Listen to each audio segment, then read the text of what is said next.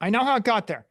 And then I think, well, if I create a dam near that waterfall, I build myself a dam, I put a turbine on the dam, and then I drop 1 billion gallons of water. I channel 1 billion gallons of water through the dam, drop it 60 feet. And then I plug that into a hydroelectric power plant. I spin the dynamo, I make electricity. And then if I'm really smart, I run the electric power line to a village down in the valley and I light up the village or I light up the city. Now, someone can come along that doesn't understand physics and they can say, good idea, Junior, but what are you going to do when the water stops flowing downhill? Well, I'm like, well, I actually think the water's flowing downhill because of gravity. Newton solved that for me. And then someone else comes along and says, good idea, Junior, but what are you going to do when you run out of water in the lake? I'm like, well, there's 500 trillion gallons, and I take out my calculator and 1 billion gallons or whatever. It's going to last a long time. Like, well, it's eventually going to run out. I say, well, the sun keeps shining on the ocean and the ocean keeps lifting the water out of the ocean and it drops it on this mountain. And that's why there's water in the mountain. But you're right. There's some kind of natural limit. And I suppose there's a limit to the amount of energy I can pull off of this dam, but it's a large number. It's a lot more than your donkey cart. And it's a lot more than your steam, wood stove. And it's a lot more than your coal power plant. And maybe it's a lot cleaner than burning, gasoline. So I'm an engineer and you're seeing performance thinking it's random and that's why it's going to stop. And you're seeing volatility and you're thinking it's random and maybe it'll stop. And here with Bitcoin, the reason Bitcoin's performing is A, it's volatile, but B, it's a more energy efficient state. The water is flowing down 5,000 feet because it's a lower energy state 1,000 feet below the mountain. It's a lower energy state. You've got potential energy in the water and it wants to go to ground, and that's just physics. The 500 trillion gallons of water is $500 trillion. And the $500 trillion of assets are sitting in real estate and currency and sovereign bonds and corporate bonds and artwork and equity. And they're invested in the stock of a company in Africa that's going bankrupt, right? They're invested in real estate in Cuba, in Venezuela, in Nigeria. They're sitting in a warehouse that's crumbling. It's got a 40-year life. And so entropy and inflation, you invested $100 billion in a war zone, and then a war broke out and your money your asset got devalued.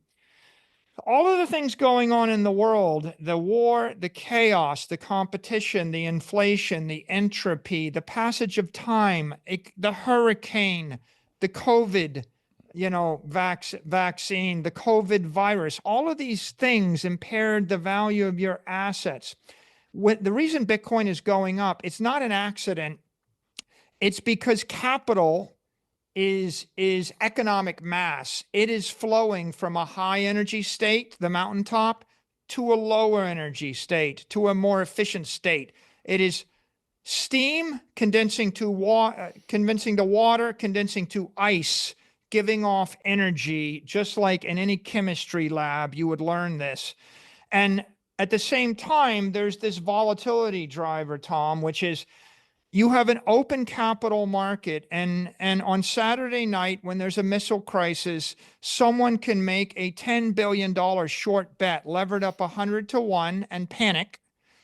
And they can do it in Bitcoin. And then on Sunday morning, when the missile crisis has passed and nuclear war did not break out, they can go long and they can reverse the trade. And Bitcoin's the only asset where you can sell $1 billion of it in a minute at 100 to 1 leverage, and you can buy $1 billion back in a minute with 100 to 1 leverage on Saturday night and Sunday morning. If you could do that with your Upper East Side apartment, then property values in the Upper East Side would also be more volatile.